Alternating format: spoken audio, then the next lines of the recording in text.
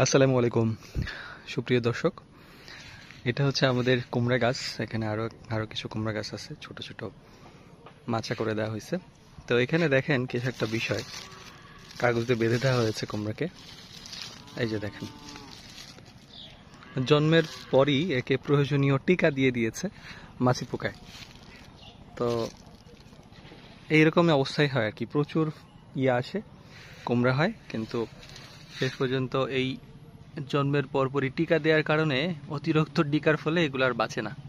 মাছি পোকার জন্য প্রয়োজনীয় ফরেমেন সহ আরও ট্রিটমেন্ট করা হচ্ছে, কিন্তু শেষ হচ্ছে না। এই যে প্রচুর পোকা মরেছে, কিন্তু শেষ হয় না। তো চেষ্টা চলছে।